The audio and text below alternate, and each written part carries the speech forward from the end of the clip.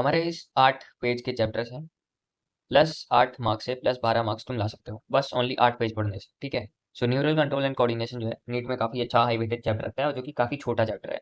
बस इसके 3 सब टॉपिक्स तुम्हें रटने हैं या फिर तुम कह लो समझने हैं, जिससे तुम्हारा सारा काम हो जाएगा, ठीक है। सीएनएस वाला पार्ट से तुम्हारा 100% नीट 2026 पे क्वेश्चन आएगा ही आएगा, और उसमें भी हाइपोथैलेमस और मेडुला के बीच का डिफरेंस, क्योंकि भाई पिछले 20 साल में 19 बार पूछा गया है भाई, सेम टू सेम क्वेश्चन, ठीक है। और न्यूरॉन्स और उसके फंक्शन के बारे में 20 साल में अपना 13 बार पूछा है, ठीक है। और सोडियम पोटेशियम पंप के बारे में भी काफी पूछा हुआ है, और नर्व इम्पल्स के बारे में भी 92% चांसेस है कि 2026 में पूछा जा सकता है, ठीक है। सो आओ चैप्टर में सबसे पहली बात तुम्हें स्टार्ट करने से पहले क्या चाहिए। एनसीईआरटी भाई खोल के बैठो, एनसीईआरटी और एक छोटा सा पेन, ताकि तुम जो भी टाइप के क्वेश्चन है उनको मार्क कर सको और अपना बेस्ट परफॉर्मेंस दे सको नीट 2026 के लिए। और देखो भाई, तुम वीडियो वीडियो तो देख रहे हो मुझे पता है, ठीक है। पर तुम लोग यार थोड़े से अपने हाथों को कष्ट देके एक आध दो कमेंट भी कर दिया करो, क्योंकि मुझे पता तो चले भाई तुम लोग की क्या विचारधाराएं चल रही है मेरा, ये सब साथ में पढ़ते पढ़ते, ठीक है। और लास्ट में अगर तुम्हें क्वेश्चन प्रैक्टिस करनी है मेरे साथ में तो बताना, अगर करना है तो मैं साथ ही में लेक्चर वेक्चर अपलोड करता रहूंगा, ठीक है। जिससे अपन साथ में मजे मारेंगे, क्वेश्चन करेंगे, ठीक है। और क्वेश्चन भी ऐसे नहीं भाई कि लुल्लू पुल्लू कोई भी इजी इजी सा उठा लाए भाई, अच्छा अपना क्या बोलते हैं कॉम्पिटेंसी बेस्ड सारे क्वेश्चन रहेंगे और एप्लीकेशन बेस्ड क्वेश्चन करेंगे साथ में। तो नीट का फेवरेट टॉपिक्स मैं तुम्हें बता चुका हूँ ऑलरेडी। तो आओ शुरू करते हैं अपन, ठीक है। एनसीईआरटी डिकोड करेंगे वर्ड बाय वर्ड। और मेक श्योर करना कि भाई तुम सारा एंड तक देखो लेक्चर, ताकि तुम्हें सारी ट्रिक्स एंड टिप्स जो मैं बताने वाला हूँ वो एकदम से तुम्हारे मत्थे पे बैठ जाए और तुम्हें कोई भी परेशानी ना हो क्वेश्चन सॉल्व करते टाइम। तो दोस्तों, तुम्हारे दिमाग का हीरो कौन होगा, कैस करो। 1 2 3, ठीक है, तुमने बता दिया सर, न्यूरॉन। सो तुम्हारे दिमाग का हीरो है न्यूरॉन, क्योंकि इसी की वजह से भाई सब कुछ चल रहा है। अब प्लस अपना मीजोग्लिया, ठीक है। तो तुम्हारे दिमाग का हीरो कौन होगा, न्यूरॉन ऑफ कोर्स, क्योंकि वही तो तुम्हारा पूरा कनेक्शन एंड कोऑर्डिनेशन करा रहा है, नाइस।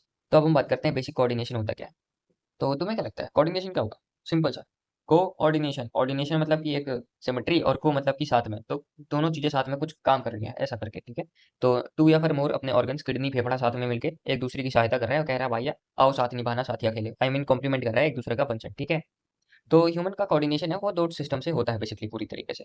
एक तो हो गया नर्वस सिस्टम, दूसरा हो गया एंडोक्राइन सिस्टम। नर्वस सिस्टम का बहुत फास्ट कंडक्शन रहता है और शॉर्ट लास्टिंग रहता है कि भाई ले हो गया खत्म, लाइट ऑफ स्पीड की तरह काम करेगा। और पॉइंट टू पॉइंट कोऑर्डिनेशन रहेगा थ्रू न्यूरॉन्स। अच्छा, पॉइंट टू पॉइंट कोऑर्डिनेशन में कैसे कह रहा हूँ, अभी मैंने तुम्हें बताया कि तुम्हारे दिमाग का हीरो जो है वो न्यूरॉन है, और न्यूरॉन जो है ये पूरा नेटवर्क है। नेटवर्क कैसे भाई, मकड़ी का जाला समझ लो। मकड़ी के जाले भाई, पॉइंट टू पॉइंट, इस पॉइंट से इस पॉइंट तक पूरा कनेक्शन है। तो इसलिए यहाँ पे लिखा है पॉइंट टू पॉइंट कोऑर्डिनेशन, ठीक है। एंडोक्राइन सिस्टम, वही थ्रू द केमिकल्स की भाई ब्लड के अंदर अपना केमिकल रिलीज कर दिया, और फिर जब ये रिलीज हो जाते हैं तो इसको हम नया नाम देते हैं हार्मोन्स, ठीक है ना। तो फिर क्या होगा इससे कि स्लोली अपना करेगा काम और लॉन्ग लास्टिंग है। जैसे कि ले लो तुम प्यूबर्टी का, प्यूबर्टी भाई धीरे धीरे निकलना है तो सारे टेस्टोस्टेरोन फलाना ढिमकाना, और धीरे धीरे अपने मेचुरेशन के आ रहे हैं साइंस, ठीक है। तो शुरू करते हैं, अरे ये क्या हो गया, न्यूरॉन्स, ठीक है। आओ, एनसीईआरटी में लिखा हुआ है कि फंक्शन ऑफ ऑर्गन और ऑर्गन सिस्टम जो होता है हमारे बॉडी का, वो जरूरी ही है कि वो कोऑर्डिनेटर रहे ताकि मेंटेन कर सके होम्योस्टेसिस। अब होम्योस्टेसिस क्या है, होम्योस्टेसिस मतलब कि कुछ नहीं भाई, होम्यो मतलब कि एक टाइप का सेम कंडीशन या फिर स्टेबल कंडीशन मान लो, ठीक है। तो स्टेबल कंडीशन मेंटेन करना इज होम्योस्टेसिस। कि लाइक एक्सटर्नल में मान लो टेम्परेचर बहुत ज़्यादा कोल्ड है, बट जो तुम्हारा इंटरनल बॉडी टेम्परेचर है वो मीडियम है या फिर हॉटर है कंपेयर टू, ठीक है। सो ये हो जाता है होम्योस्टेसिस। अब जो कोऑर्डिनेशन होता है वही टू और मोर ऑर्गन इंटरेक्ट करेंगे, कॉम्प्लीमेंट करेंगे, साथ निभाना साथिया खेलेंगे और एक दूसरे की सहायता करेंगे। अब मैं तुम्हें एग्जांपल देता हूँ, जैसे कि तुम भाई गए जिम और तुमने बोला आज तो भाई सारी बॉडी में फुला लेगा, ठीक है, बिना प्रोटीन पाउडर के, ओके। तो एनर्जी डिमांड जो है वो तुम्हारी बढ़ जाएगी, क्यों, क्योंकि भाई मसल के टीयर्स हो रहे हैं भाई, फट रही है मसल, ठीक है। तो उन सब के लिए सपोर्ट करने के लिए सबसे पहले तो यही सब चाहिए तुमको, प्रोटीन प्रोटीन चाहिए। तो उसके बारे में हटते हैं, थोड़ा सा इधर बात करते हैं। सप्लाई ऑफ ऑक्सीजन तुम्हारी बढ़ जाएगी, ज़्यादा ज़्यादा अच्छे से सांस लोगे, इंक्रीज करेगा आर ओ आर मतलब rate of respiration, heart beat और ब्लड फ्लो, ताकि तुम और अच्छे से एफिशिएंसी प्रोवाइड कर सके और ज़्यादा तुम सेट्स कर सको इन चीज, ओके। तो अभी मान लो तुम घर पे पड़े हुए हो और मेरा लेक्चर देख रहे हो बिना कॉपी किताब आई, जस्ट सोच रहे हो कि पिक्चर चल रही है, ओहो कुछ तो बोल रहा है, अच्छा बोल रहा है। अगर तुम ऐसे देख रहे हो तो तुम्हारा कुछ नहीं भाई, सब कुछ नॉर्मल कंडीशन में पड़ा हुआ होगा, किडनी फेफड़ा दिल सब कुछ, ठीक है। और जो न्यूरल सिस्टम रहता है ये एंडोक्राइन सिस्टम, एंडोक्राइन सिस्टम क्या होता है, ऐसे ग्लैंड्स रहते हैं जो कि अपना सिक्रेशन डायरेक्टली ब्लड में पोर करेंगे, ठीक है, एंडोक्राइन सिस्टम, नाइस। ये सारा जॉइंटली कोऑर्डिनेट करेगा और इंटीग्रेट करेगा all the activities of organ. ये ध्यान देना कि ये एक अच्छा असर्शन का क्वेश्चन बन सकता है, क्योंकि ये जो इंटीग्रेटेड है या फिर कोऑर्डिनेशन है, अगर यहाँ पे डिस कर दिया तो भाई ऐसी तैसी हो जाएगी पूरे के स्टेटमेंट। तो ध्यान देना कि इंटीग्रेटेड ही लिखा हुआ है, ओके। बाकी जो हमारा न्यूरल सिस्टम होता है दिमागी तार, वो अपने पॉइंट टू पॉइंट कनेक्शन रहेगा, क्विक रहेगा, सिंपल सी बात है। भाई बिजली की रफ्तार से होता है, एक तो इलेक्ट्रिकल वाली कंडक्शन हो गया, एक केमिकल वाला हो गया। तो इलेक्ट्रिकल वाला तो भाई लाइट ऑफ स्पीड से भी ज़्यादा तेज भागेगा। ठीक है, एंडोक्राइन सिस्टम जो है वो अपना केमिकल इंटीग्रेशन के साथ अपना हार्मोन से कराएगा काम। तो इस चैप्टर में हम अपना इम्पल्स, कंडक्शन और साइनेप्स कैसे क्या है उसके बारे में देखेंगे। तो अब तुम्हें न्यूरल सिस्टम से क्या समझ में आता है? वही दिमागी तार मतलब कि न्यूरॉन्स, और न्यूरॉन का छोटा भाई या फिर तुम बोल दो बड़ा भाई, जो कि माइक्रोग्लिया कहते हैं इसको। माइक्रोग्लिया फैगोसाइटो फैगोसाइटिक इन नेचर रहेगा, जो कि अपना वन थर्ड अपना मोर देन हाफ से ज़्यादा अमाउंट जो है वो कंटेन करता है न्यूरल सिस्टम का। क्यों? क्योंकि यही तो अपने सपोर्टिंग सेल्स है ना। अच्छा, एक मस्त बात बताता हूँ, क्या तुमने कभी सोचा है भाई कि न्यूरॉन्स जो है वो तो डिवाइड करते नहीं है, ठीक है? तो ये जो ब्रेन ट्यूमर हो जाता है, ये सब फलाना ढिमकाना हो जाता है, क्योंकि ये भी हमें पता है कि जो ट्यूमर होता है वो तो सेल की डिवाइडिंग कैपेसिटी की वजह से होता है कि भाई अवकाश से बाहर डिवाइड करने लगे। तो होता क्या है कि ये जो अपना मोर देन 50% है सेल्स माइक्रोग्लिया, इनकी भाई हालत बेकार हो जाती है, और ये इनकी डिवाइड कर सकते हैं एक से ज़्यादा, ठीक है? मतलब भाई सिंपली डिवाइडिंग स्टेज में जा सकते हैं। तो इनके डिवाइड करने की वजह से अपना कैंसर या फिर ट्यूमर की प्रॉब्लम आती है। कभी भी न्यूरॉन्स डिवाइड नहीं करते हैं तो न्यूरॉन्स में कैंसर या फिर ट्यूमर नहीं बनता है। ओके, ये ऐसे ही सोचा मजे मजे में बता दो तू, बाकी रिलेटेड इतना ज़्यादा नहीं है। तो ये सारा जो रहता है एक्टोडर्मल इन ओरिजिन रहता है, माइक्रोग्लिया जो है ये मीसोडर्मल है। वर्टिब्रेट्स की अगर मैं बात करता हूँ तो वही अपना एकदम जटिल सा भाई कॉम्प्लेक्स नर्वल या फिर न्यूरल सिस्टम रहेगा। ठीक है, अगर भाई कोई कीड़ा मकोड़ा है, इंसेक्टा फाइलम की बात करता हूँ आर्थ्रोपोडा में, तो उसमें भाई दिमाग तो रहता है, पर जो उसके गैंग्लिया होते हैं और न्यूरल टिश्यू, ये दोनों रहते हैं बस। ठीक है, अब गैंग्लिया क्या है भाई, नया शब्द आया है कुछ। ठीक है, तो ये ग्रुप ऑफ सेल बॉडी और न्यूरॉन्स का एक गुच्छा होता है, दैट्स इट। इसके बाद हमारा हाइड्रा, हाइड्रा तो भाई नाम से ही लग रहा है पानी के अंदर बस तैरेगा और तो कुछ काम ही ना है इसके। तो नेटवर्क ऑफ न्यूरॉन्स पढ़ाएगा। बाकी सिंपल रहता है इन लोअर वर्टिब्रेट्स, ज़्यादा दिमाग की जरूरत ना है लोअर चीज़ों के लिए। अच्छा, एक और मस्ती चीज़ है यहाँ पे कि नर्वस टिश्यू जो है वो ओरिजिनेट कौन से पाइयम से करता है, सिलेंड्रेटा या फिर निटेरिया, है ना? हाँ सही है। अच्छा, तुमने ये नहीं पूछा कि भाई यहाँ पे तो कुछ लिखा ही नहीं है सब, फिर कहाँ से ऐड कर दिया? तो नीट वाले ये देख के थोड़ी ना करेंगे कि अच्छा न्यूरल का बस टेस्ट हो रहा है या फिर पूरा ऐसा, वो तो कंबाइन कहीं से भी कोई भी कंसेप्ट जोड़ सकता है। इसलिए मैं सोचा यहाँ पे भी लगा दूँ कि सिलेंड्रेटा फाइलम पे अपना नर्वस टिश्यू ओरिजिन। ठीक है, सो न्यूरल सिस्टम जो है वो कंपोज करेगा हाईली स्पेशलाइज्ड सेल, जिसको हम न्यूरॉन्स, वही अपना दिमाग का हीरो न्यूरॉन, जो कि डिटेक्ट करेगा, रिसीव करेगा और ट्रांसमिट करेगा डिफरेंट काइंड ऑफ स्टिमुलाई के लिए, कहाँ पे क्या चीज़ें हो रही हैं वो सब मैसेज ले जाने में। आप न्यूरल का ऑर्गेनाइजेशन अगर बहुत सिंपल या फिर लोअर वर्टिब्रेट है तो उसके लिए बहुत सिंपल हुआ। अब अगर मान लो तुम हाइड्रा ले लेते हो एग्जाम्पल इसमें, तो ये भाई काफ़ी अपना कंपोज रहेगा बस सिंपल सा जाल ऑफ अपना न्यूरॉन्स। ठीक है, मकड़ी का जाला न्यूरॉन। अब न्यूरल सिस्टम जो है वो काफ़ी बेटर हो जाता है इंसेक्ट में, जहाँ पे तुम्हें ब्रेन देखने को मिलता है along with the number of ganglia and neural tissue. ठीक है, वर्टिब्रेट्स में अपना मोर कॉम्प्लेक्स या फिर डेवलप्ड न्यूरल सिस्टम रहेगा। ठीक है, अब ह्यूमन नर्वस सिस्टम या फिर न्यूरल सिस्टम की बात करते हैं। ठीक है, सो ह्यूमन नर्वस सिस्टम जो होता है वो न्यूरॉन्स और न्यूरोग्लिया में डिवाइडेड होता है। न्यूरोग्लिया ये कहाँ का है अगेन, स्ट्रक्चर वाले पार्ट का, कि यहाँ पे टिश्यू वगैरह की बात हो रही थी ना, वो वाला है। सबसे पहले न्यूरॉन जो है वो बहुत ज़्यादा एक्साइटेबल सेल्स होते हैं, ठीक है ना? छोटा भीम का लड्डू खा लेके सारे कर लेगा, ठीक है काम। स्ट्रक्चर ऑफ फंक्शनल यूनिट रहेगा, डिटेक्ट करेगा, रिसीव करेगा, ट्रांसमिट करेगा, अलग अलग स्टिमुलाई के लिए। अब न्यूरोग्लिया क्या है ये बता दिया हूँ already, more than half of the neural tissue यही होता है, और इसी की वजह से कैंसर भी होता है, क्योंकि ये डिवाइड कर सकता है और ये कभी भी डिवाइड नहीं करेगा, सपोर्ट करेगा, प्रोटेक्ट करेगा न्यूरॉन्स को। नाइस। अब न्यूरल सिस्टम या फिर ह्यूमन नर्वस सिस्टम में सीएनएस और पीएनएस करके चीज़ें होती हैं। सेंट्रल नर्वस सिस्टम में तुम्हें देखने को मिलेगा ब्रेन और स्पाइनल। ठीक है, ये जो ब्रेन और स्पाइनल कॉर्ड होती है वो अपना सीएनएस का पार्ट होती है। बाकी अगर पेरिफेरल नर्वस सिस्टम की बात करता हूँ तो ये भाई पूरा तुम्हारा जितनी बार नर्व्स हैं, ग्रुप ऑफ एक्सोन, ये सारा तुम्हारा पीएनएस में आएगा। ठीक है ना, पेरिफेरल नर्वस सिस्टम इसका फुल फॉर्म है। अब इसके जो नर्व फाइबर्स होते हैं इसमें भी तीन टाइप के होते हैं, एक तो सेंसरी या फिर रेफरेंट हो गया, और बीच में एक और आता है रिले या फिर इंटरन्यूरॉन, जो कि इन दोनों को कनेक्ट करने का काम करता है। तुम ये समझ लो ये कुछ नहीं भाई कैपिलरी है, जैसे होता है ना कि आर्टरी वेन्स और बीच में कैपिलरी होता है समथिंग करके, ऐसा करके तुम समझ लो ऐसे इंटरन्यूरॉन होते हैं। सो सेंसरी वाला क्या करेगा, सेंस ऑर्गन से सेंट्रल नर्वस सिस्टम पे ले जाएगा, और मोटर या फिर इफरेंट जो है वो अपना सेंट्रल नर्वस सिस्टम से मसल की ओर ले जाएगा, जो कि रेगुलेट कराएगा इम्पल्स इंटरनल ऑर्गन से। ठीक है, अब ये सारा जो मोटर वोटर का है ये कैसे क्या होता है। ठीक है, अब यहाँ पे एक और ये एक्स्ट्रा वाला आ गया है विसरल नर्वस सिस्टम, जो कि हमारे एनसीईआरटी में डायरेक्टली नहीं है पर अभी कुछ रिसेंटली अपडेटेड में है। ठीक है, सो विसरल नर्वस सिस्टम होता है, ये वही अपना पीएनएस के अंदर ही आ रहा है। तो इसमें होता क्या है कि सेंट्रल नर्वस सिस्टम जो है वो कंट्रोल करता है और कोऑर्डिनेट करता है विद द अपना इंटरनल ऑर्गन्स। इसमें होता क्या है कि सारी जितनी भी नर्व्स हैं, फाइबर्स हैं, गैंग्लिया हैं और प्लेक्सेस हैं, वो तुम्हारा विसरल नर्वस सिस्टम आएगा। इसके बाद मेरा सोमैटिक नर्वल सिस्टम होता है, पेरिफेरल नर्वस सिस्टम बोलते हो चाहे तो, सोमैटिक पेरिफेरल नर्वस सिस्टम। इसका जो सीएनएस है वो कोऑर्डिनेट करेगा ऑफ कोर्स सोमैटिक, सोमैटिक मतलब कि मसल, मसल मतलब कि स्केलेटल मसल, जो कि वॉलंटरी के साथ करेगा। ओके, अब इसके बाद ऑटोनोमिक नर्वस सिस्टम जो रहता है वो अपना स्मूथ मसल से करेगा। ठीक है, स्मूथ मसल से कर रहा है तो तुम्हें क्या लगता है क्या क्या यहाँ पे फंक्शन में कह सकता हूँ कि होना चाहिए, गेस करो।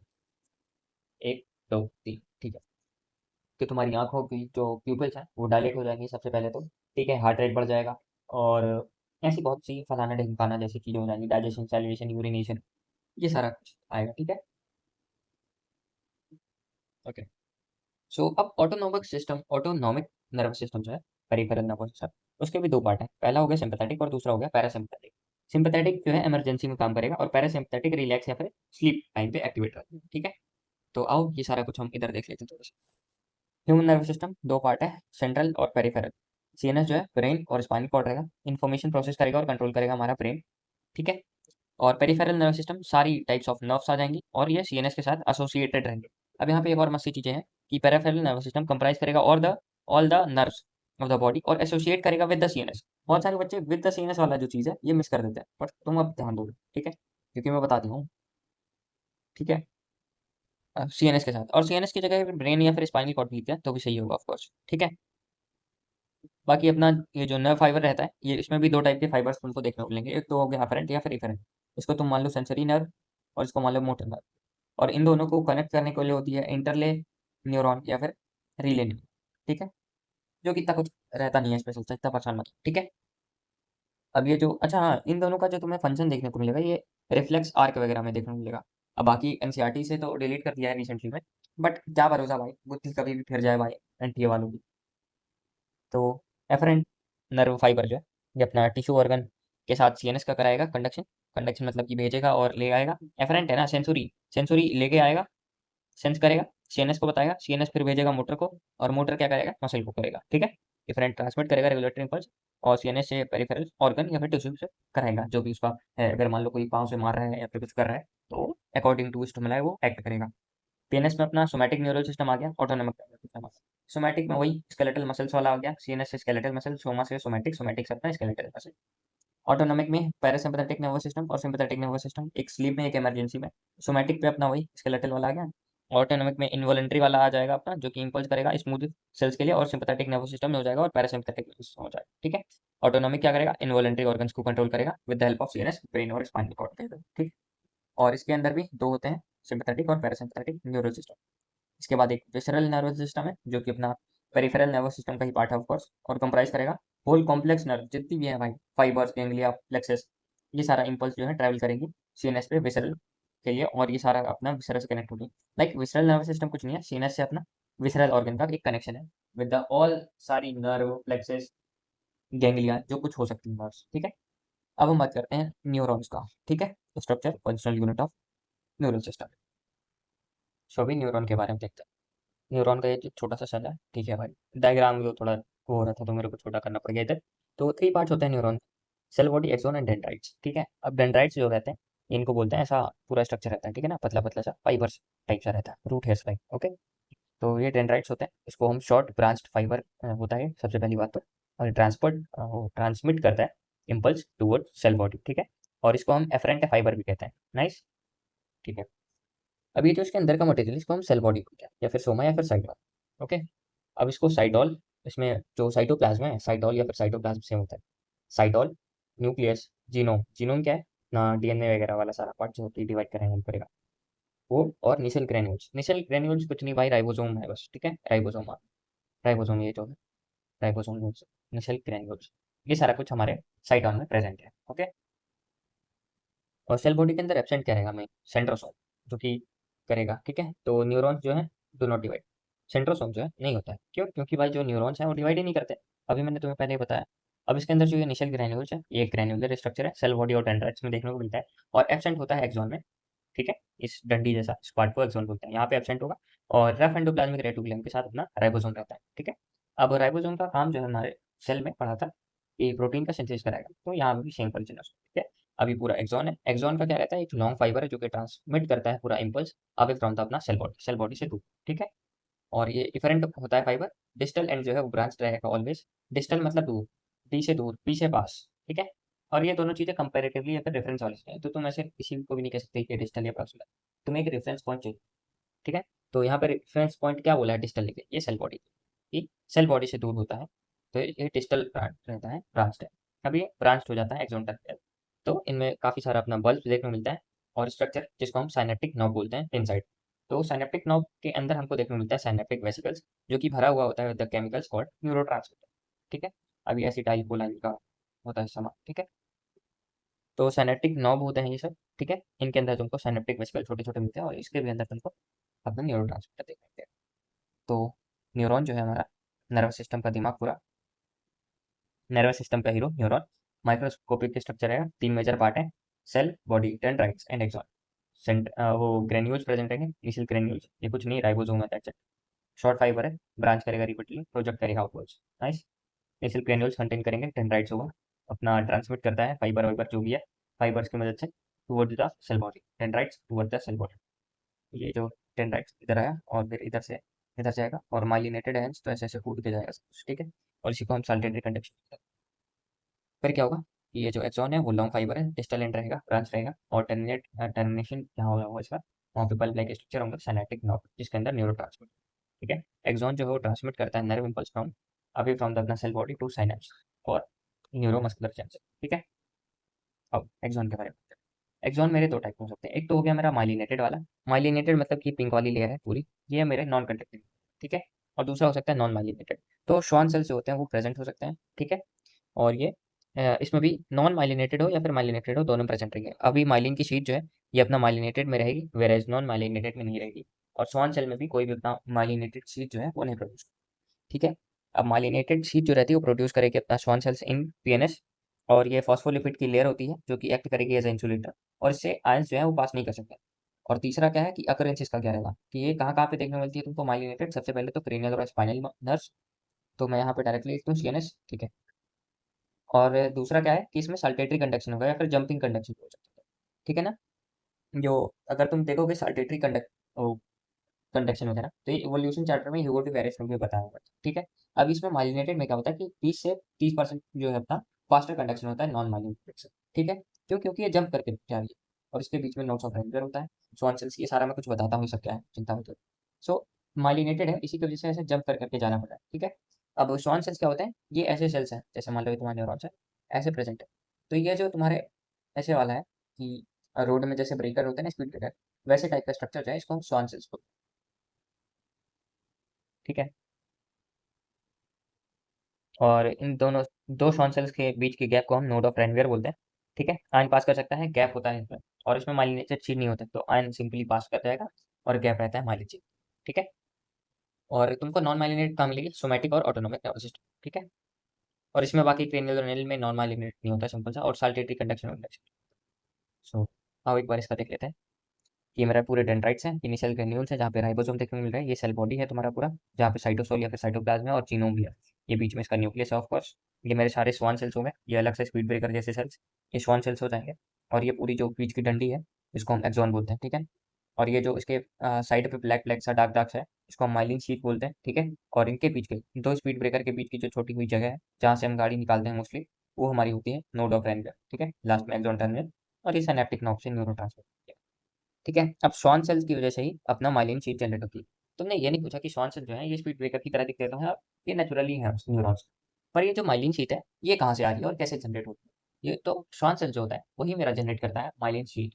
ठीक है, सो माइलिनेटेड कहाँ कहाँ पे देखने को मिलती है तुमको, सीनस वाले पार्ट में, क्रेनियल और अपना क्रेनियल और स्पाइनल नर्व्स पे। ओके, अब हम टाइप्स ऑफ न्यूरॉन्स की भी बात कर लेते हैं। टाइप्स ऑफ न्यूरॉन में 3 टाइप के हैं। एक चौथा भी है जो कि स्यूडो यूनिपोलर है, जो कि एनसीईआरटी में नहीं है ऑफ कोर्स, तो इसमें भी कुछ नहीं रहता, सिंपल सही है। सो मल्टीपोलर ये भाई मोस्टली हमारे कॉमन ये जो है, ठीक है ना, कॉमनली तुमको ये देखने को मिलता है। ठीक है, मल्टीपोलर ये सेरिब्रल कॉर्टेक्स में रहेगा, और बहुत सारे डेंड्राइट्स रहेंगे, एक सेल बॉडी और एक्सोन सिंगल। और सेल बॉडी और एक्सोन तो सभी में सिंगल सिंगल होता है। अब जो डेंड्राइट्स है वो डिसाइडिंग फैक्टर बाइपोलर है, तो ऊपर भी जाएगा और नीचे भी एक जाएगा, इसलिए बाइपोलर होगा। और यूनिपोलर में ऊपर से कुछ नहीं, बस एक नीचे से जाएगा। सूडोपोलर में क्या है, ऐसा ऐसा एक्सोन बन जाएगा। सो डोर्सल रूट गैंग्लियन जो है वो मेरा सूडो यूनिपोलर हो जाएगा। यूनिपोलर बस है वो एम्ब्रियोनिक स्टेज, बाइपोलर बस जो है वो रेटिना ऑफ आई। ठीक है, बाइपोलर इज रेटिना ऑफ आई। तो अब हम बात करते हैं मल्टीपोलर पे, ये थोड़ा सा कचरा हो रखा है यहाँ पे। ओके, जो मल्टीपोलर है एक एक्सोन रहेगा, 2 और मोर डेंड्राइट्स रहेंगे। ठीक है, ये मेरा जैसे ये मैंने बनाया, ये है दुनिया भर के अपने डेंड्राइट्स हैं। ठीक है, यूनिपोलर मतलब कि बस नीचे से एक जा रहा होगा, और बायपोलर मतलब कि ऊपर से एक और नीचे से। ठीक है, वन एक्सॉन और वन फाउंड इन रेटिना होता है। मल्टीपोलर मेरे को सेरिब्रल कॉर्टेक्स में, और unipolar embryo. Okay, myelinated non myelinated का सब कुछ बता दूंगा। माइलिनेटेड जो नर्व फाइबर्स हैं वो एनवेलप रहते हैं with the Schwann cells, myelinated cells around the axons. Okay, Schwann cells बना रहा है माइलिनेटेड सेल को around the axon, that's it. तो गैप होते हैं दो एडजेसेंट के, इसको हम नोड्स ऑफ रेनवियर बोलते हैं। और ये जो नोड्स ऑफ रेनवियर होते हैं ये अच्छे दिखते हैं, जो कि दो स्प्लिट ब्रेकर के बीच में। माइलिनेटेड नर्व फाइबर जो है ये फाउंड कहाँ पे होगा, क्रेनियल और स्पाइनल। सो माइलिनेटेड नर्व फाइबर क्रेनियल और स्पाइनल पे, ये ध्यान देना, ठीक है। क्रेनियल और स्पाइनल। अनमाइलिनेटेड इंक्लूज रहेगी और कोई भी माइलिन शीट नहीं बनाएगी ऑफ कोर्स, और ये तुमको एएनएस या फिर सोमैटिक नर्वस सिस्टम में देख सकते हो, ठीक है। अब कंडक्शन कैसे होता है इम्पल्स का, उसके बारे में बात करते हैं। तो जैसा कि तुम्हें पता ही है कि जो हमारे न्यूरॉन्स हैं ये एक्साइटेबल वाले सारे सेल्स, ठीक है ना, या फिर पोलराइज स्टेट में रहते हैं, ठीक है। तो अब इनकी वजह से होता क्या है कि सोडियम पोटेशियम नाम का एक पंप होता है या फिर चैनल, जो कि एटीपी ओटीपी बनाने में हेल्प कराता है कीमोस्मोसिस में, हमने पढ़ा, ठीक है। तो अब इसमें कैसे क्या होता है कि कौन सा चैनल कब ओपन होता है, कैसे एटीपी ओटीपी फॉर्म होता है, उसके बारे में, ठीक है। तो न्यूरॉन्स अपने एक्साइटेबल और पोलराइजेबल वाले सेल्स होते हैं ऑफ कोर्स। तो अभी डिफरेंट डिफरेंट टाइप्स के आयन चैनल्स होंगे जिसमें न्यूरल मेम्ब्रेन से हमारा अच्छे से ट्रांसपोर्ट हो सके या फिर इम्पल्स इम्पल्स कंडक्ट हो सके, ठीक है। सिलेक्टिव परमिएबल डिफरेंट टाइप्स होते हैं। तो रेस्टिंग पे अपना एक्सोनल मेम्ब्रेन कैसे होती है, क्या होता है, आओ देखते हैं। सबसे पहला कि इसका जनरेशन कैसे होता है, कंडक्शन कैसे होती है। हमें पता है कि कोई भी कहीं की भी लेयर हो वो अपना फॉस्फोलिपिड की बाइलेयर होगी, fluid mosaic model Singer and Nicolson के बारे में, ठीक है। तो ये अपनी मेम्ब्रेन है, एक्सोप्लाज्म बीच का पार्ट होता है और बीच बीच में कैरियर होता है। तो जो पोटेशियम का आयन रहता है वो अंदर जाता रहता है, ठीक है। और मेम्ब्रेन के प्रोटीन होते हैं, तो मेम्ब्रेन के प्रोटीन में एक तो पंप होता है, एक चैनल होता है, ठीक है ना। अब जो पंप रहता है वो higher concentration to lower concentration से ऑलवेज हायर कंसेंट्रेशन पे करेगा, जो कि एक्टिव होगा। क्यों? क्योंकि ये पंप है भाई, ऑफ कोर्स। कि इसमें क्या है कि अपोजिट जो कि नेचुरल हो रहा है उसका जस्ट अपोजिट इज कॉल्ड करेगा अपना पंप, ठीक है। तो एक्टिव होगी और एटीपी यूज होगा यहाँ पे, और ये सोडियम पोटेशियम पंप होता है। तो सोडियम पोटेशियम पंप जहाँ भी रहेगा तुमको देखने को मिलेगा वहाँ पे एटीपी का यूज हो रहा होगा, ना कि सिंथेसिस, ओके। जो चैनल्स हैं, जो कि अपने कैरियर प्रोटीन्स ऐसे वाले होते हैं जो कि प्रोवाइड करते हैं फैसिलिटेटेड डिफ्यूजन, वो higher concentration to lower concentration always जाएंगे। ये अपना फैसिलिटेड या फिर पैसिव डिफ्यूजन होता है, जिसमें कोई भी एटीपी की जरूरत नहीं होती, ठीक है ना। अब यहाँ पे जैसे एग्जांपल ले सकते हो तो अपना ये सोडियम और पोटेशियम के चैनल्स, नॉट आयंस, ये आयंस है और ये चैनल्स है, डिफरेंस है, ठीक है। तो अब चैनल्स में क्या होगा कि दो टाइप के चैनल होते हैं, एक तो लीकी चैनल हो सकता है या फिर एक voltage gated channel. Leaky channel जो रहते हैं वो हमेशा ओपन रहते हैं और इनसे भाई कोई मतलब नहीं है चैनल में का। अब तुम ये बोलता हो कि तुमने भाई डैम को बनाया कि पानी में रोक सको, अब वो कैसा काम का डैम जब तुम पानी में रोको, तो वैसी ही बात होती है, लीकी चैनल है कि हुए जा रहा है, चैनल नाम का चैनल। अब इसके बाद आता है वोल्टेज गेटेड चैनल, जो कि अच्छे से काम करता है और जब मैं चाहूँ तब इसको मैं ओपन करा सकता हूँ, क्लोज करा सकता हूँ, बेस्ड ऑन उसको पोलराइजेबिलिटी, ठीक है। ओपन क्लोज रहेगा एक पर्टिकुलर वोल्टेज में, सिंपल सा बात है, ठीक है। तो ये सारा कुछ रहता है और एक्स्ट्रा सेलुलर फ्लूइड पर ना सोडियम ज़्यादा मिलता है। और एक्सोलेमा क्या होती है, लेयर होती है, जैसे कि प्लाज्मा मेम्ब्रेन होती है वैसे ही एक्सोलेमा होती है, ठीक है। और अंदर एक्सोप्लाज्म साइटोप्लाज्म की वजह एक्सोप्लाज्म होता है, दैट्स इट, ठीक है। तो सोडियम पोटेशियम पंप कहाँ पे कौन सी चीज़ें ज़्यादा होती है, अभी इसके बारे में बता देते हैं। इसको हम नोकिया नाम की ट्रिक से याद करते हैं, नोकिया 320 का, ठीक है। तो इसमें होगा क्या कि जैसे चैनल है सोडियम पॉजिटिव का, तो नोकिया सोडियम का आयन आउटसाइड रहेगा, सोडियम का आयन आउटसाइड रहेगा। इसमें एक एटीपी यूज करके तीन आयन तुम अंदर या फिर बाहर भेज सकते हो, ठीक है। और अगर चैनल की बात मैं करता हूँ, वो ओपन कब होगा, -55 मिली वोल्ट पे, और क्लोज होता है +30 मिली वोल्ट पे, ठीक है। पोटेशियम का चैनल इन साइड पे जाएगा, पोटेशियम का आयन, दो आयन होंगे एक एटीपी से, और चैनल जो है ओपन रहेगा +30 से और क्लोज हो जाएगा -90 पे, ना ये वोल्टेज पे चैनल। सो इसकी ट्रिक है नोकिया। नोकिया से आ गया, सोडियम जो है आउटसाइड रहेगा ज़्यादा और पोटेशियम जो है वो इनसाइड जाता रहेगा, ठीक है। और ए से आके एटीपी यूज, एक एटीपी यूज करते हो, ठीक है ना, तो 3 Na मेरा आएगा, और दो कर रहे हो तो 2 Na आएगा और एक एटीपी से, ठीक है। ये हमारी छोटी सी ट्रिक हो जाती है। तो सोडियम पोटेशियम जो चैनल है कुछ ऐसा दिखता है कि ये कैरियर प्रोटीन हो गया और ये मेरी प्लाज्मा मेम्ब्रेन होगी फॉस्फोलिपिड की बाइलर। तो जैसा कि मैंने तुम्हें बताया नो कि मतलब कि सोडियम का आउटसाइड में ज़्यादा, तो बाहर अगर तुम्हारा आउटसाइड में ज़्यादा है ऑलरेडी एक्स्ट्रा सेलुलर बॉडी, तो तुम्हें अंदर भेजना है, तो एक एटीपी यूज करके तुम इसके अंदर 3 Na+ के आयंस भेज सकते हो। और अब बाहर जो है मेरा अंदर जो है इसके, जो मेरा पोटेशियम आयन है, तो इसको अगर तुमको बाहर भेजना है तो तुमको एक एटीपी यूज करके दो अपना के पॉजिटिव का आयन बाहर भेज सकते हो। सो एक एटीपी से 3 Na लो से अपना तुम बाहर भेज सकते हो और के पॉजिटिव ऐसे सकते हो, ठीक है। अब हम बात करते हैं रेस्टिंग स्टेज में क्या क्या होता है। रेस्टिंग मेम्ब्रेन पोटेंशियल या फिर आरएमपी जो है, यहाँ पे -70 मिली वोल्ट होता है, ओके। यहाँ पे हमेशा ऑलवेज क्या है, बाहर पॉजिटिव रहेगा और अंदर निगेटिव रहेगा, ठीक है। बाहर पॉजिटिव अंदर निगेटिव, क्योंकि जो पॉजिटिव अपना वो रहता है अंदर, और positive outside, negative inside, negative इन, ऐसे ऐसे याद कर लो, नेगेटिव इन पॉजिटिव आउट, तो जो इसकी मेम्ब्रेन्स होती हैं इम्परमिएबल टू अपना सोडियम आयन रहेगी और मोर परमिएबल रहेगी फॉर द के पॉजिटिव आयन। ओके, इम्परमिएबल रहेगा नेगेटिवली चार्ज प्रोटीन के लिए इन एक्सोलेट। जो मेरा आरएमपी रहता है ये मेंटेन करता है के पॉजिटिव और एन नाइस। सो ये मेरा बहुत इंपॉर्टेंट हो जाता है कि जो मेरा रेस्टिंग मेम्ब्रेन पोटेंशियल है वहीं पे मेंटेन हो रहा है सोडियम पोटेंशियल। ठीक है, और ये वही है कि कहाँ पे क्या हो रहा है कि भाई के ऊपर कुछ नहीं। अब दूसरा स्टेज आता है डीपोलराइजिंग वाला स्टेज, जो कि -55 मिलीवोल्ट पे तुम्हारा एक गेट चैनल ओपन होता है, जिसपे होगा क्या कि मेम्ब्रेन आउटसाइड की नेगेटिव बन जाएगी और अंदर की पॉजिटिव बन जाएगी। पहले मैंने बताया कि नेगेटिव इन पॉजिटिव आउट, ये रेस्टिंग है। और जस्ट जैसे ही डीपोलराइज मतलब कि पोलराइजेबिलिटी चेंज हो गई तो मतलब पॉजिटिव इन नेगेटिव आउट, ये चल जाएगा। ठीक है, अरे कुछ ना, तुम मान लो भाई पढ़े हुए इंसान थे, ठीक है ना, तुम्हारी जिंदगी में कुछ ना मजा आ रहा, ठीक है, तुम्हारी अंदर नेगेटिविटी पूरी भरी हुई है, मतलब इनसाइड नेगेटिव आयन है, और बाहर भाई सबको तुम देख रहे हो, क्या बात है, अच्छे मेरे दोस्त घूम रहे हैं, ठीक है। फिर आया तुम्हारा दौर, मेरा मतलब फिर हो गया तुम्हारा नीट क्रैक, डीपोलराइजिंग स्टेट में तुम आ गए। फिर तुम बता रहे हो पूरी दुनिया को, जो पहले मजे मार रहे थे, तुम मेहनत कर रहे थे, अब जस्ट उसी का अपोजिट हो गया है। अब तुम मजे मार रहे हो और दूसरे मेहनत कर रहे हैं, मतलब कि तुम्हारे अंदर पॉजिटिविटी पॉजिटिविटी आ गई है, तुम बहुत ज्यादा खुश हो, और बाकी सब जो नेगेटिव पर्सनैलिटी वाली चीजें हैं वो अब बाहर वाले लोग मजे ले रहे हैं उसके। ठीक है, और रिपोलराइजेबिलिटी क्या है, वापिस से अब जब तुमने भाई सोच लिया कि अब इस दुनियादारी से मैं छोड़ छाड़ के जा रहा हूँ, तो फिर से तुमने अपने अंदर सारी दुनिया की नेगेटिविटी लेके इतने अच्छे तुम लोग सबका कल्याण करते हो। और ठीक है, तो बेसिकली तुम्हें समझ में आ ही गया होगा ऊपर ऊपर से क्या कैसे हो रहा है। ठीक है, सो ये -55 मिलीवोल्ट पे गेटेड चैनल ओपन हो जाएगा, स्टिमुलस आया है इसका तो रैपिड इन्फ्लक्स होगा। अच्छा ये ध्यान देना कि -55 मिलीवोल्ट आया तभी ये ओपन हुआ है, तो उससे होगा क्या, रैपिड रैपिड इनफ्लक्स। अगर इफ्लक्स कर दिया तो गलत हो जाएगा, इनफ्लक्स मतलब अंदर ले रहा है Na पॉजिटिव इन एक्सोलेंट। तो ये सोडियम का अपना वोल्टेज गेटेड चैनल है, इसकी पोलराइजेशन मेम्ब्रेन पे अपना 130 मिलीवोल्ट पे एक्शन पोटेंशियल और नर्व इम्पल्स जनरेट होगी। ठीक है, बाकी रिपोलराइजेशन में जस्ट अपोजिट अपना रेस्टिंग मेम्ब्रेन जो है उसी की तरह सेम टू सेम वापस रिगेन कर लेगा। बस यहाँ पे +30 मिलीवोल्ट पे अपना अपना पॉजिटिव वाला जो सोडियम चैनल है, वोल्टेज गेटेड चैनल, वो बंद हो जाएगा। इट मीन जो अपना पोटेशियम वाला है वो ऑन हो जाएगा और सोडियम वाला बंद हो जाएगा, और इफ्लक्स हो जाएगा, मतलब कि जो आ गए थे घुस के भाई सेल के अंदर, उसको वापस से भगा दिया जाएगा और रिपोलराइज कर दिया जाएगा -90 मिलीवोल्ट पाते ही हाइपर पोलराइजेशन। और फिर hyperpolarisation of course normal condition में होती है, तो ये -70 इसको हम आरएमपी में कर देते हैं। ठीक है ना, करंट जो है फ्लो करता है कोर्स अपना फॉरवर्ड डायरेक्शन। तो अभी देखो ये डायग्राम है और क्लियर समझाता हूँ। ठीक है, मान लो तुम्हारा भाई सबसे पहले रिपोलराइज स्टेट में या फिर रेस्टिंग मेम्ब्रेन पे तुम पड़े हो, ठीक है ना, तो वहाँ पे तुमने -90 दिया और डीपोलराइजेशन पे -55 पे आया, तो यहाँ पे सोडियम सोडियम अंदर भरा हुआ था और पोटेशियम यहाँ पे चैनल ओपन। ठीक है, डीपोलराइजेशन पे क्या हुआ कि Na वाला जो है वो आया, तो सारी जो पोलराइजेबिलिटी, जब तुम्हारा दौर आया तो सब कुछ जो है तुम्हारे जीवन में बदल गया।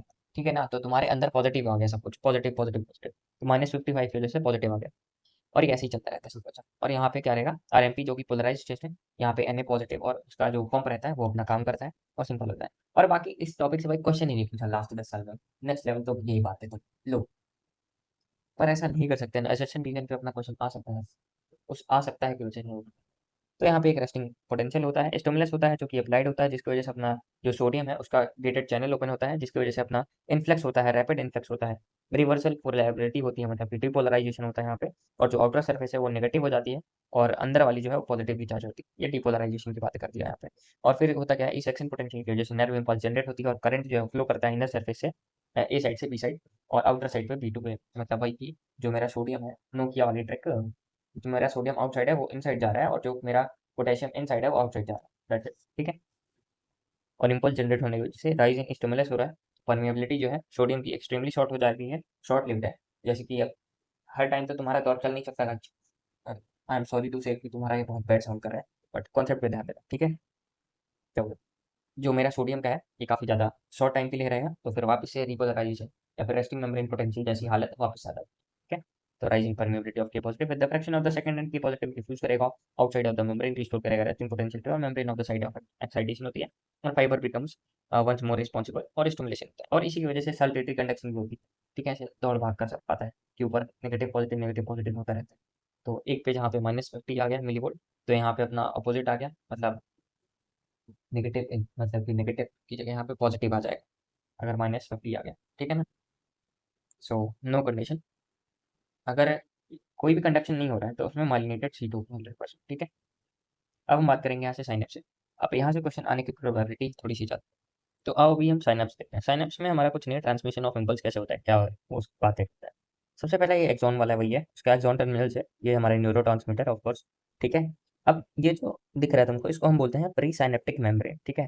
प्री साइनेप्टिक मेम्ब्रेन से ही हमारा ये आता है, इससे फ्यूज करेगा, फ्यूज करने के बाद ये फटता है और फटने के बाद ये सारा हमारा निकलता है यहाँ पे, ठीक है। और ये सारा जो अपना मामला पानी है साइटोसोल टाइप का, इसको हम साइनेप्टिक क्लेफ्ट वाला एरिया बोलते हैं, ठीक है। और इसके बाद ये जो दूसरा वाला एक्सोन है का डेंड्राइट है, उसको हम पोस्ट साइनेप्टिक मेम्ब्रेन वाला देखते हैं, ठीक है ना। अब ये जो मेरा प्री साइनेप्टिक क्लेफ्ट और पोस्ट साइनेप्टिक क्लेफ्ट है, इसको हम टोटली कंबाइंड करके बोलते हैं साइनेप्स एरिया। और ये ऑफकोर्स डेंड्राइट है अगले न्यूरॉन्स का, बहुत सिंपल सिंपल है। और एसिटाइल कोलाइन का अपना यहाँ पे रहता है काम, जो कि हेल्प कराता है फॉर दिस ऑल फटने वटने में और केमिकल ट्रांसपोर्टर। साइनेप्स जो है मेरा नर्व इम्पल्स कंडक्शन कराएगा एक से दूसरे न्यूरॉन पे, और इसी को हम साइनेप्स वगैरह बोलते हैं, ठीक है। साइनेप्स दो टाइप्स के हो सकते हैं, प्री पोस्ट साइनेप्टिक मेम्ब्रेन वाले जो कि एकदम क्लोज क्लोज रहेंगे, तो वो मेरे इलेक्ट्रिकल साइनेप्स हो जाएंगे। और एक होता है कि जिसमें प्री और पोस्ट साइनेप्टिक क्लेफ्ट के साथ होगा, तो उसमें दूर दूर रहेगा, तो उसमें रोल ऑफ न्यूरो ट्रांसमीटर आता है और केमिकल होता है जो कि स्लो रहेगा, यूनिडायरेक्शनल कंडक्शन करेगा। और मोस्टली हमारा केमिकल वाला ही न्यूरो ट्रांसमीटर होता है हमारे बॉडी में। रिसेप्टर होता है हमारे पोस्ट साइनेप्टिक मेम्ब्रेन में। और इलेक्ट्रिकल में क्या होता है कि करंट फ्लो करता है एक से दूसरे में, similar to like one axon ही है कि भाई ले भाई एक ही एक्सॉन है, कुछ ऐसा फर्क नहीं पड़ता, फास्ट कंडक्शन रहेगा, ठीक है। सो ऐसे चलता है। और रीड करते हैं एक न्यूरॉन से, अरे एक न्यूरॉन से अनदर न्यूरॉन जंक्शन रहता है, जिसको हम साइनेप्स बोलते हैं। साइनेप्स एक बेसिकली मेम्ब्रेन होती है, प्री पोस्ट के साथ बनी हुई होती है न्यूरॉन्स में, और उसके बीच के हम गैप को बोलते हैं साइनेप्टिक क्लेफ्ट। और ये जो इलेक्ट्रिकल साइनेप्स होते हैं एक, और एक केमिकल साइनेप्स होते हैं, दो टाइप के, ठीक है। एक इलेक्ट्रिकल वाला जो है उसमें होगा क्या कि प्री और पोस्ट जो है बहुत ज़्यादा क्लोज प्रॉक्सिमिटी में आ जाएगा, और ऐसा लगेगा कि एक ही न्यूरॉन है, ठीक है, एक ही न्यूरॉन है।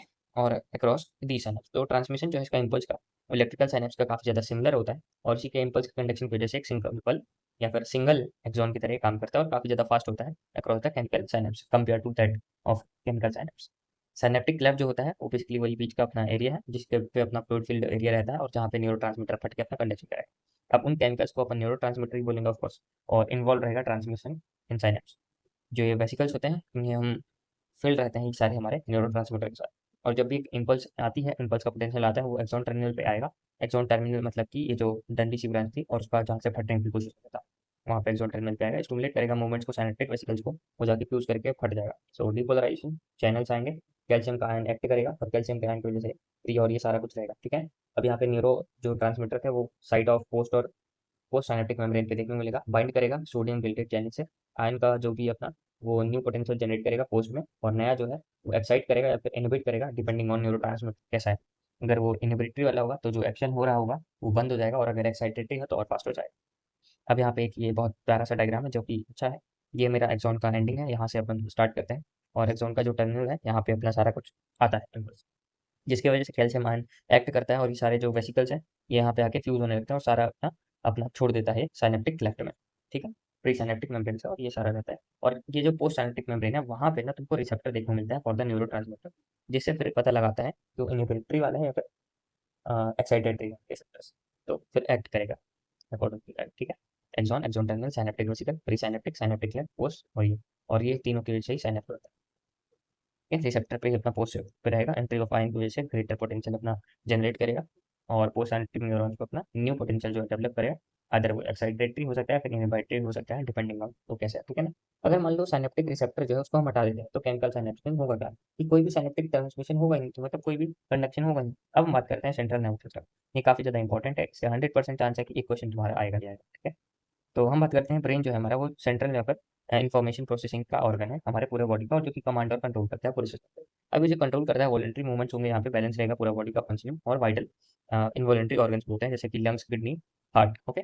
थर्मो रेगुलेशन का काम करेगा, हंगर का, थर्स्ट का, 24 का अपना रिदम रहेगा साइकिल का। Human behaviour, site of processing, vision, hearing, speech, memory, intelligence, emotion, thoughts, ये सारा कुछ रहेगा। ह्यूमन का जो ब्रेन है वो काफी ज्यादा वेल प्रोटेक्टेड रहता है हमारे स्कल के अंदर, और स्कल की भी इनसाइड स्कल की कवरिंग होती है, जिसको हम बोलते हैं क्रेनियल मेनिंजेस। क्रेनियल मेनिंजेस क्या है? स्कल की कवरिंग, ओके। सो सबसे बाहर की जो मेम्ब्रेन है उसको हम ड्यूरा मैटर बोलते हैं, मिडिल की हम अरेक्नोइड बोलते हैं, इनर की जो है उसको हम पिया मैटर बोलते हैं। और जो पिया मैटर होती है ये कनेक्टेड रहती है विद द ब्रेन टिश्यू, जो कि डिवाइड करेगी 3 मेजर पार्ट में, फोर ब्रेन, मिड ब्रेन और हाइंड ब्रेन। सो ये तुम्हारा ब्रेन का स्ट्रक्चर है, मान लो ये वाला, ठीक है। इसमें हाइंड ब्रेन है, ये पूरा पूरा ह्यूमन ब्रेन है, हाइंड ब्रेन है, ह्यूमन ब्रेन है पूरा, ठीक है। ये जो ग्रीन ग्रीन वाली लेयर है इसको हम पिया मेटर बोलते हैं, जो कि इनर मोस्ट है और सबसे ज्यादा क्लोज टू ब्रेन है, ठीक है। इसके बाद अपना एरेकोनॉइड और इसके पिया मेटर के बीच में सब एरेकोनॉइड और सेरिब्रोस्पाइनल फ्लूइड देखने को मिलता है, जो कि डायग्राम में नहीं दिखाया गया है एनसीईआरटी में। तो ये एरेकोनॉइड मैटर रहता है जो कि मिडिल होता है और काफी ज्यादा थिन रहता है। तो अगर तुमसे क्वेश्चन पूछ ले रहा है कि सबसे थिन मेम्ब्रेन के ऊपर कौन सी कवरिंग होती है पूरे अपने ह्यूमन स्कल के मेनिंजेस में या फिर क्रेनियल मेनिंजेस में, तो उसका आंसर हो जाएगा मेरा एरोमेटर। और ड्यूरामेटर जो है वो मेरा आउटर लेयर है। ओके। और यहाँ पे कनेक्टेड टिश्यू की सारी कवरिंग रहेगी। और ये जो सेरिब्रो स्पाइनल फ्लूइड बनता है ये मेरा बनता है ब्लड के, जब फिल्टर कर देते हैं तो वो बनता है। ठीक है। अब ये जो सब एराकोनॉइड स्पेस या फिर सब ड्यूरल स्पेस है ये हमारा ओनली इन मैमल्स में देखने को मिलता है। ठीक है। अब हम इसको डीएपी से भी याद कर लेते हैं। ठीक। डीएपी क्या है? ड्यूरा एराकोनॉइड पिया डैप। अब इसमें भी क्या है, ब्रेन जो है मेरा वो 3 मेजर पार्ट में डिवाइड होगा, फोर, मिड एंड हाइड। ठीक है। ये मेरा वही है कि कैसा क्या होता है। तो हाँ, उसके बारे में बात करता हूँ पहले इधर आ जाओ कि कहाँ पे क्या होता है। बस लाती पेज है। ह्यूमन का ब्रेन है, fore brain, mid brain, hind brain रहेगा। फोर में अपना ओल्फैक्टरी लोब होगा। ओल्फैक्टरी लोब क्या है? ये स्मेल करने वाला एरिया। सेरिब्रम रहेगा जो कि लार्जेस्ट पार्ट है। और डायनसेप्टम, डायनसेप्टम में एपिथैलेमस, थैलेमस और हाइपोथैलेमस। मिड ब्रेन में वेंट्रल पे तुमको मिलेगा क्रूसा सेरिब्राई। और डोर्सल पे मिलेगा 4 ऑप्टिक लोब्स जिसको हम कॉर्पोरा क्वाड्रिजियम में। अब फ्रॉक्स में ये जो डोर्सल है तो 2 ऑप्टिक लोब्स होते हैं, तो कॉर्पोरा क्वाड्रा की जगह बाई हो जाता है। ठीक है, क्वाड्रिजियम। और हाइंड ब्रेन जो है वो पॉन्स वेरोलाई होता है। और मेडुला ऑब्लोंगेटा और सेरिबेलम, सेरिबेलम मेरा सेकंड लार्जेस्ट पार्ट है। ठीक है। इसके बाद ये सब तो ठीक ही है। हाँ। फिर हम बात करते हैं होलो नर्वस सिस्टम। होलो नर्वस सिस्टम में कुछ नहीं होता कि सबसे पहले हम होलो नर्वस सिस्टम क्यों पढ़ रहे हैं ये देखो। होलो नर्वस सिस्टम में सबसे पहले एक्सचेंज होगा और सेरिब्रो स्पाइनल फ्लूइड का काम रहता है। और मिड ब्रेन पूरा होल रहता है। ठीक है ना, ये पूरा तुम्हारा दिमाग का है सारा एरिया। और यहाँ पे जैसे चैम्बर होते हैं नाट के, यहाँ पे भी चैम्बर होता है 1 2 3 4 करके। तो ये जो बीच का होल रहता है ये सेरिब्रल हेमिस्फेयर और डायनसेप्लम के फोर ब्रेन वाला एरिया दिखाया जा रहा है। ठीक है। तो ये होगा क्या यहाँ पे, अंदर से पूरा खोखला रहेगा। ये पूरा होलो है। ठीक है ना। और बीच में एक होल रहता है जो कि सीएसएफ मतलब सेरिब्रो स्पाइनल फ्लूइड एक्सचेंज करेगा। पहले और दूसरा वेंट्रिकुलर, ये पहला वेंट्रिकुलर, ये दूसरा। ये लेटरल वेंट्रिकुलर या फिर पैरासील कहलाई जाएगी। ये जो थर्ड चैम्बर है इसको हम डायोसील बोलते हैं। और ये जो बीच की जो लेयर जा रही है नीचे से उसको हम सेरिब्रल एडविकेट या फिर अपना कैनाल ऑफ सनवाइकल बोलते हैं। ओके, सनविकल। और इटर कैनाल भी बोल सकते हैं इसको। इसके बाद ये मेरा सेरिबेलम है और नीचे से स्पाइनल कॉर्ड वाला एरिया शुरू होता है।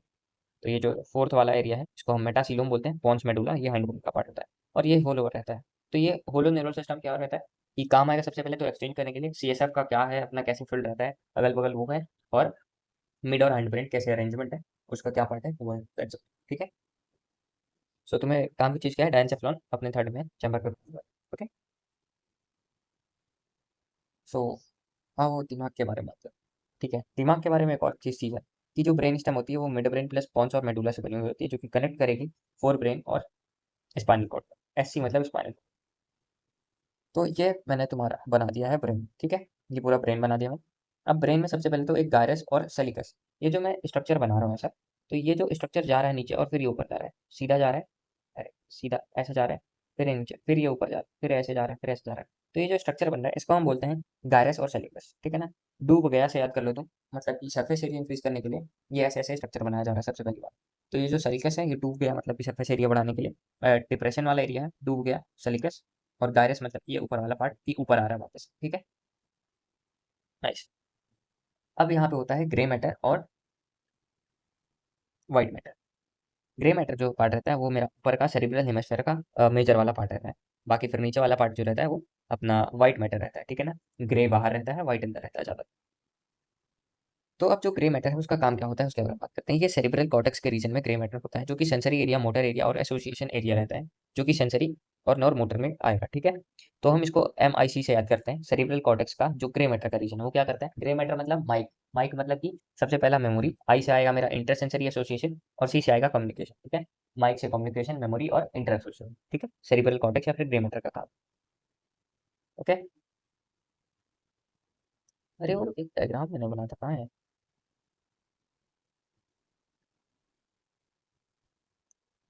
ठीक है।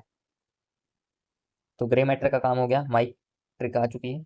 और वाइट मैटर का ऐसे ही रहता है काम कि उसमें तुमको देखने को मिल जाता है बहुत सारा एमेगडेला, हिपोकैम्पस, ऐसे ऐसे स्ट्रक्चर्स। अब वाइट ग्रे मैटर में भी कुछ कुछ विजन के सेंटर होते हैं जिसको हम ऑक्सीपिटल लोब बोलते हैं। और ये पूरा सेरिब्रल हेमिस्फेयर है, इसको ध्यान देना, ये सेरिब्रल हेमिस्फेयर है पूरा ऊपर वाला पार्ट।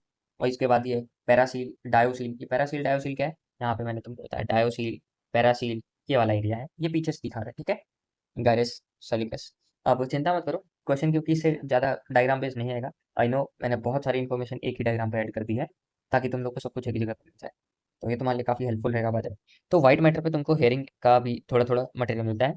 और पेराइटल वाले एरिया पे, पेराइटल जो एरिया रहता है ब्रेन का, वहाँ पे pain, pressure, touch, hot cold का सेंसेशन होता है। ठीक है।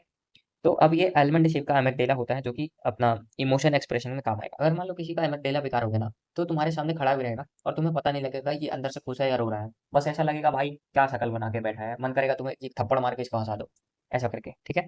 इसके बाद हिपोकैम्पस, हिपोकैम्पस वो सी हॉर्स को भी बोलते हैं, ठीक है, मतलब कि एनिमल किंगडम का है। तो उसी की शक्ल का हिपोकैम्पस है ये मेरा, जो कि अपना पनिशमेंट सेंटर भी कहलाया जाता है, कि अच्छा मेरे साथ इसने ऐसा किया था तो अब मैं इसको फ्यूचर में अगर ये मेरे से कॉपी पेन मांगेगा तो मैं भी इसको नहीं दूंगा, ऐसा करके, ठीक है। तो ये क्या होता है कि पनिशमेंट सेंटर होता है या फिर कैसा हम फील करते हैं किसी के बारे में, दैट इज हिपोकैम्पस, ठीक है। एक्सपीरियंस के बेसिस पे होता है। अब होता क्या है कि ये हमारी लेयर्स होती है, ठीक है। तो यहाँ पे पैरासील और डायासील के एक्स्ट्रा सेलुलर पार्ट पे एपिथैलेमस या फिर पाइनियल ग्लैंड देखने को मिलता है तुमको, ठीक है ना। और मेलाटोनिन के हार्मोन जो कि 24 घंटा तुम्हारा काम करेगी, वो एपिथैलेमस वाला रीजन हो जाएगा। इसके बाद ये जो सारा अंदर का मटेरियल है यहाँ पे थैलेमस रहता है, जिसको हम रिले सेंटर या फिर गेट कीपर बोलते हैं, ठीक है। इसके बाद ये जो मेरा हाइपोथैलेमस है, ये वो बाहर निकलता है, और ये जो छोटा सा ऐसा दिख रहा है बल्ब टाइप का स्ट्रक्चर, वो लॉलीपॉप की तरह, ये मेरा पिट्यूटरी ग्लैंड है जो कि कैविटी ऑफ स्फेनॉइड में प्रेजेंट है। हाइपोथैलेमस क्या करेगा, थर्मो रेगुलेशन, हंगर थर्स्ट करेगा, और जो न्यूरोसेक्रेटरी सेल्स की हार्मोन्स है इसके, वो सारे रिलीज करेंगे इधर से, और ये सारा इधर जाएगा। अब ये जो सारा अपना है, ये मिड ब्रेन वाला एरिया है, और ये जो इसके ग्रीन वाली एरिया है इसको हम क्रूरा सेरिब्रा बोलते हैं, और इसके नीचे पॉन्स आएगा जो कि न्यूमोटैक्सिक सेंटर प्रेजेंट है। उसके भी नीचे आएगा मेडुला, जहाँ पे respiratory rhythm centre, cardiovascular centre और जीआईटी वाला एरिया प्रेजेंट है। देन पूरा स्पाइनल कॉर्ड कंटिन्यू करेगा। अब एक बहुत ज़्यादा इंपॉर्टेंट एरिया है, ये है मेरा सेरिब्रल, आए, ये क्या लिखा है, सेरिब्रल एरोडक्ट, ठीक है, ठीक है, सेरिब्रल का बीच का पार्ट, तो यहाँ पे ये प्रेजेंट होता है। बाकी फिर थैलेमस का वही relay centre of gate keeper है। ये मेरा ऑक्सीपिटल लोब है, चार, दो आगे दो पीछे ऐसा दिखता है, तो चार ही। ये तुम आंखों से क्या देख रहे हो उसके लिए है, और सुन क्या रहे हो उसके एक्शन के लिए है। जैसे तुम सामने बैठे हो, पीछे से तुम्हें कोई बुलाता है, ओ मेरे चचा, तो तुम पीछे मुड़ के देखते हो, ठीक है। ये फ्रंट और बैक वाले।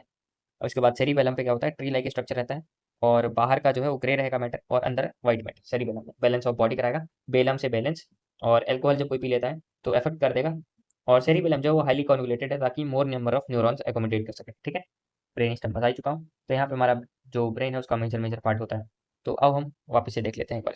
फोर ब्रेन जो है सेरिब्रम, थैलेमस और हाइपोथैलेमस से बना हुआ होगा। अब थैलेमस के अंदर तुमको एपिथैलेमस, हाइपोथैलेमस और डायंसेप्टम देखने को मिलता है, जो कि अपना अपना जो डीप एक क्लेफ्ट होता है उसमें डिवाइड करेगा सेरिब्रम लॉन्गिट्यूडनल दो हाफ में, सेरिब्रल हेमिस्फेयर। और हेमिस्फेयर जो है अपना कनेक्टेड रहेगा with the tracts of nerve fibre, जो कि होगा कॉर्पस कैलोसम, ठीक है, कॉर्पस कैलोसम। तो कवर करेगा सेरिब्रल हेमिस्फेयर, जिसको हम बोलेंगे सेरिब्रल कॉर्टेक्स। तो ये लेयर है बेसिकली सेल्स की, जो कि कवर करेगा पूरे सेरिब्रल हेमिस्फेयर को, इसको हम सेरिब्रल हेमिस्फेयर है पूरा, और इसी को हम अपना कॉर्पस कैलोसम बोलते हैं, ठीक है। कॉर्पस कैलोसम क्या है, ये पूरा मेरा एरिया। इसके बाद ये जो बीच का एरिया है कवर कर रहा है पूरे ब्रेन को, उसको पार्ट को, इसको हम बोल रहे हैं कॉर्पस कैलोसम, ठीक है। ये बेसिकली लेयर्स ऑफ सेल्स है, दैट्स इट, और कुछ नहीं, जो कि नर्व फाइबर से कनेक्टेड है हेमिस्फेयर को, सेरिब्रल हेमिस्फेयर को। ये सारी पूरी नर्व्स ही होंगे ऑफ कोर्स ब्रेन में, उतना ही होगा। तो उसको हम सेरिब्रल वो कॉर्पस कैलोसम बोलते हैं। और सेरिब्रल कॉर्टेक्स का है प्रोमिनेंट फोल्ड रहेंगे, सेरिब्रल कॉर्टेक्स आउटर पे, अच्छा कॉर्टेक्स का जो पार्ट रहता है हमेशा वो आउटर साइड के लिए होता है। जैसे तुमने पढ़ा होगा किडनी में मेडुला और कॉर्टेक्स रीजन, किडनी एड्रिनल में पढ़ा होगा कॉर्टेक्स और ऐसा करके समथिंग, ठीक है। तो वैसे ही यहाँ पे भी है सेरिब्रल कॉर्टेक्स, कॉर्टेक्स मतलब बाहर वाले रीजन पे, बाहर वाले इसको हम बोल रहे हैं ग्रे मैटर। तो सेरिब्रल के बाहर वाले रीजन, ये पूरा सेरिब्रल वाला हेमिस्फीयर है, इसके जो बाहर वाला है इसको हम ग्रे मैटर कह रहे हैं, ये लिखा हुआ है, ठीक है, ग्रे मैटर कह रहे हैं इसको, ड्यू टू इस ग्रेइश अपीयरेंस। और यहाँ पे ग्रे कलर की अपीयरेंस रहती है। न्यूरॉन का जो सेल बॉडी है वो सारा कुछ अपना कंसंट्रेटेड रहता है, और सेरिब्रल कॉर्टेक्स यहाँ पे कंटेन करेगा मोटर सेंसरी और लार्ज नंबर ऑफ सेंसरी और नॉर मोटर, ये सारा कुछ प्रेजेंट रहेगा। और एसोसिएशन वही माइक के बारे में बता रहा है कि सेरिब्रल कॉर्टेक्स का वो है माइक, दैट्स इट, याद कर लो, ज़्यादा दिमाग में नहीं लगाने की जरूरत है। एसोसिएशन नंबर रिस्पॉन्सिबल है इंटरसेंसरी एसोसिएशन के लिए, फाइबर्स के लिए और मेमोरी के लिए, कम्युनिकेशन के लिए। फाइबर जो है ये ट्रैक्ट होते हैं, जो कि कवर करेंगे माइलिनेटेड शीथ के साथ, और जो इनर पार्ट है सेरिब्रल, वो होता है व्हाइट कलर की अपीयरेंस होता है लेयर के साथ, उसको हम बोलते हैं व्हाइट मैटर, दैट्स इट। जो सेरिब्रम है वो रैप करेगा स्ट्रक्चर कॉल्ड थैलेमस, और सेंसरी और मोटर सिग्नल प्रोवाइड करेगा। अब इसके बाद आता है हाइपोथैलेमस। हाइपोथैलेमस मेरा सेंटर है, टेम्परेचर होम्योस्टेसिस कराएगा, ड्रिंकिंग फूड, ये थर्स्ट और ईटिंग के लिए काम है, ठीक है, हंगर के लिए। Several groups of neurosecretory cells उसे क्रिएट करेगा। बेसिकली हाइपोथैलेमस क्या है, अपना रिलीजिंग हार्मोन सारे निकालता है, ग्रोथ हार्मोन का मास्टर ऑफ मास्टर ग्लैंड इसलिए इसको कहा जाता है, ठीक है, हाइपोथैलेमिक हार्मोन्स और न्यूरो सिक्रेटरी सेल की वजह से। तो इनर पार्ट जो है सेरिब्रल हेमिस्फीयर का ये होता है, एसोसिएशन रहेगा विद द एमिगडाला और हिपोकैम्पस। एमिगडाला में क्या है, इमोशन, और हिपोकैम्पस में क्या है कि अपना दोस्ती भाव, प्यार भावना, कि इसने साथ मेरे साथ ऐसा किया है तो इसको मैं ऐसे ट्रीट करूंगा, वैसे ट्रीट करूँ, ठीक है। एमिगडाला, हिपोकैम्पस, और लिम्बिक लोब होता है और लिम्बिक सिस्टम होता है। लिम्बिक सिस्टम कुछ नहीं है कि कॉम्प्लेक्स स्ट्रक्चर है, इसी सबको मिला के बनता है, that is limbic system, okay. और हाइपोथैलेमस अपना लिम्बिक सिस्टम ही अपना कंट्रोल करेगा सेक्सुअल बिहेवियर, एक्सप्रेशन, इमोशन और प्लेजर, रेज, मोटिवेशन। अब मिड ब्रेन क्या है? Mid brain basically between the region है मिड ब्रेन, ये मेरा पूरा इसके बीच में ये है मिड ब्रेन। सो ये कह सकते हो ना तुम कि बिटवीन द है, कि थैलेमस और हाइपोथैलेमस के बीच में। थैलेमस हो गया पूरा ये, और हाइपोथैलेमस के बीच का मिड ब्रेन हो। और फोर ब्रेन्स और पॉन्स ऑफ अपना हाइंड ब्रेन पे रहेगा। एक कैनाल होती है जिसको हम बोलते हैं सेरिब्रल एक्विडक्ट, एक्विडक्ट सही तो था मैं, ठीक है।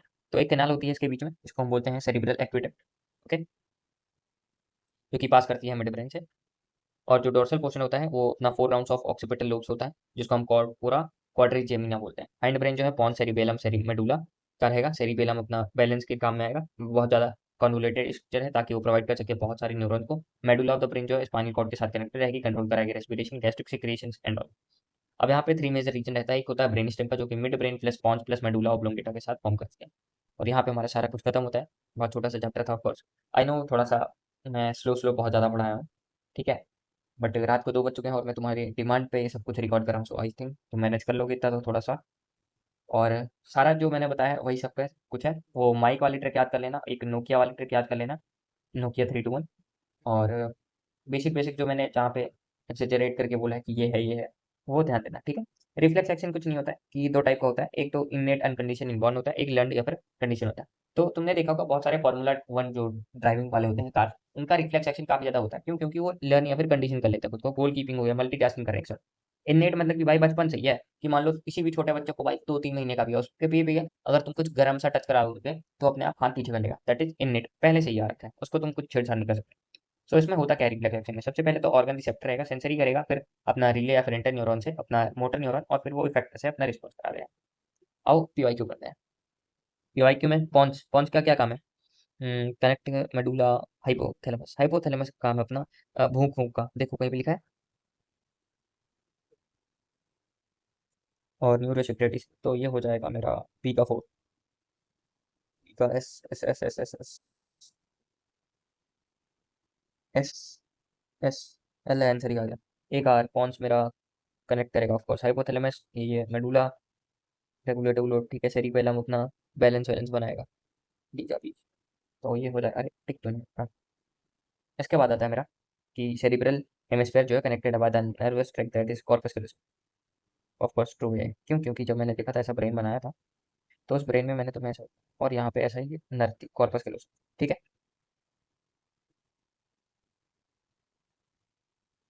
तो जो ब्रेन स्टेम है कंसिस्ट करिए मेडुला ऑब्लोंगेटा, आई brain stem medulla oblongata plus कौन सा सेरिब्रम, ब्रम नहीं भाई, बेलम होना चाहिए था यहाँ पर। तो यहाँ पे ब्रम हो गया, इट मींस ये फॉल्स हो जाएगा बेचारा। तो पहला करेक्ट है, दूसरा फॉल्स है, हाँ यही answer. Brain stem of the human consist of cerebellum, नहीं मिड ब्रेन होगा। ये अगर मिड ब्रेन होता ना तो सही हो जाता, अगर मैं तुम्हें दिखाऊं तो ये मैंने लिखा हुआ है, ये मिड ब्रेन होता तो सही हो जाता। तो मिड ब्रेन कौन सा ऑर्गन हुआ? पहला ही हो गया, थ्री का भी। ये एक्साइटेडमेंट प्लेज लिम्बिक सिस्टम, ठीक है। डायरेक्ट डायरेक्ट क्वेश्चन है। मल्टीपोलर सेरिब्रल कॉर्टेक्स, बाइपोलर रेटिनोफाई, unmyelinated unmyelinated NS NS somatic, myelinated spinal nerves. अरे पर मैच, डी का पी, डी का पी, डी का पी, ठीक है, पहला हो गया, ठीक है। Incorrect, false regarding synapse. तो इम्पल्स जो transmission across the chemical synapse is always faster than, false हो गया ये, पहला ही आंसर हो गया, बाकी सब पढ़ने की जरूरत नहीं पड़ी। अब which part of brain is responsible for thermo regulation? Hypothalamus. By the way अगर मैं तुम्हें यहाँ पे दिखाऊं तो अगर इस पे और कैसे क्वेश्चन बन सकता है, पहले तो ये अगर सही लिख देगा तो ट्रू हो सकता है कि इलेक्ट्रिकल वाला फास्ट हो गया, ठीक है। दो मेम्ब्रेन है, प्री साइनेप्टिक और पोस्ट साइनेप्टिक क्लोज प्रॉक्सिमिटी, अगर इसको डिस्टेंट कर देता क्लोज की जगह, या फिर डिस्टल कर देता प्रॉक्सिमल की जगह, तो फिर ये भी फॉल्स हो जाता इलेक्ट्रिकल साइनेप्स। अगर इलेक्ट्रिकल करंट फ्लो करेगा और न्यूरॉन न्यूरॉन से, ये इलेक्ट्रिकल के लिए ट्रू है of course. Chemical synapse use करेगा न्यूरो, यहाँ पे अगर बोल दिया कि इसका रिसेप्टर जो है वो प्री में प्रेजेंट है तो फॉल्स हो जाता, क्यों? क्योंकि हमें पता है कि जो उसका रिसेप्टर है वो हमेशा प्रेजेंट होगा पोस्ट में। सो ऐसे हमको फॉर्म करना पड़ता है खुद से ही क्वेश्चन बना के। तो ये अगर हैबिट तुम्हारी बन गई ना कि क्वेश्चन सॉल्व करते टाइम उसके ऑप्शन से क्वेश्चन फ्रेम करना और उसके आंसर फाइंड करना, सो ये तुम्हें बहुत बेनिफिट करेगी, क्योंकि लॉन्ग टर्म मेमोरी में चला जाता है। सो इनकरेक्ट बताना है, false for the paired function की, फंक्शन के साथ क्या गलत है, ये मेडुला रेस्पिरेशन कार्डियक, हाँ ये तो ट्रू ही लग रहा है। लिम्बिक सिस्टम का फाइबर्स है, लिम्बिक सिस्टम, अच्छा फाइबर तो फॉल्स फॉल्स बताना है, तो एक बार दूसरा हो गया ना, क्योंकि लिम्बिक सिस्टम तो अपना लिबिडो और वो सारा के लिए, इमोशन इमोशन के लिए, हार्मोन रिलीजिंग, ये तो ट्रू है, करेक्ट है, ट्रू है, ये फॉल्स हो गया, ये भी ट्रू ही होगा। कॉर्पस पेंडा connecting the left, okay. Initial granules free ribosome डेफ एंडोप्लाज्मिक रेटिकुलम, सिंपल सा। उसके बाद क्या है कि receptor site neurotransmitter post post post, ये हो गया। माइलिन शीट जो है वो प्रोड्यूस किसके, स्वान सेल्स ऑफ कोर्स और ओलिगोडेंड्रोसाइट, है ना।